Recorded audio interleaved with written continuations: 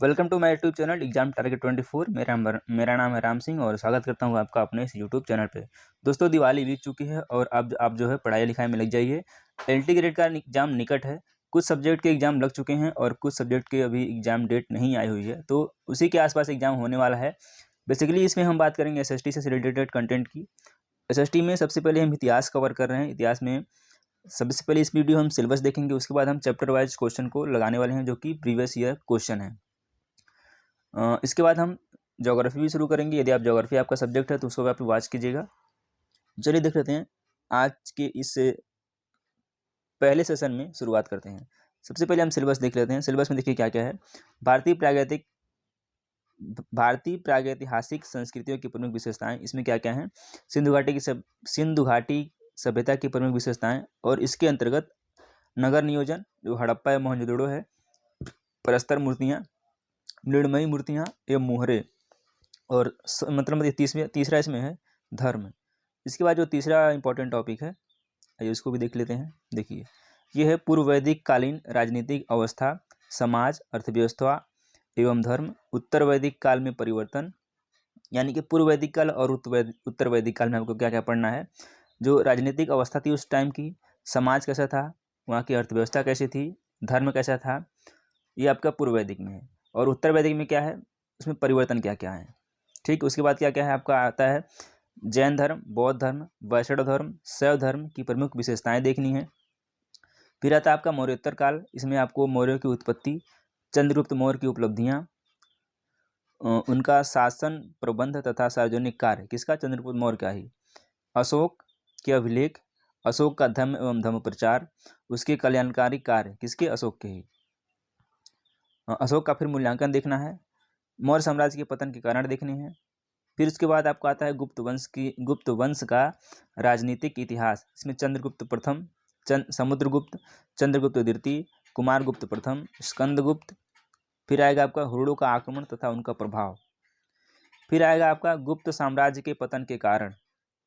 उसके बाद है चोल काल, राजराज प्रथम की उपलब्धियां, राजेंद्र चोल प्रथम की उपलब्धियां, स्वायत्त स्थानीय शासन प्रणाली, चोलकालीन कला एवं संस्कृति। इतना देखने के बाद आपको देखना है विदेशी आक्रमण, जैसे अरबों का आक्रमण तथा उसका प्रभाव, गजनबी का आक्रमण एवं उसका प्रभाव, मोहम्मद गोरी का आक्रमण तथा उसका प्रभाव। ये आक्रमण देखने आपको तीनों के। फिर आपका आ जाएगा दिल्ली सल्तनत। इसमें राजनीतिक तथा प्रशासनिक इतिहास के अंतर्गत आ जाएगा कुतुबुद्दीन ऐबक, इल्तुतमिश, बलबन, अलाउद्दीन खिलजी, मोहम्मद बिन तुगलक, फिरोज शाह तुगलक, तैमूर का आक्रमण, सैयद एवं लोदी वंश। फिर है आपका मुगल वंश राजनीतिक एवं प्रशासनिक इतिहास। ठीक है। फिर है आपका बाबर, हुमायूं, अकबर, जहांगीर, शाहजहां और औरंगजेब। फिर आएगा मुगलकालीन साम्राज्य का पतन। ओके। फिर आपका है बहमनी साम्राज्य, विजयनगर साम्राज्य, मराठों का उदय एवं पतन। फिर आ जाएगा शिवाजी। अब मध्यकालीन जो संस्कृति है, संस्कृतियों से रिलेटेड क्वेश्चन आते हैं। बेसिकली जो रिसेंटली ट्रेंड है वो चेंज हुआ है। आपको देखना है मध्यकालीन संस्कृति, धार्मिक नीति, सूफीवाद, भक्ति आंदोलन, कला एवं स्थापत्य और साहित्य देखना है। फिर मध्यकालीन समाज एवं अर्थव्यवस्था, कृषि, उद्योग, व्यापार, ईस्ट इंडिया कंपनी का विस्तार, यहाँ पे आपका मॉडर्न शुरू हो जा रहा है। आधुनिक भारत में कृषि, उद्योग धंधे और व्यापार, आधुनिक शिक्षा का विस्तार तथा संवैधानिक विकास।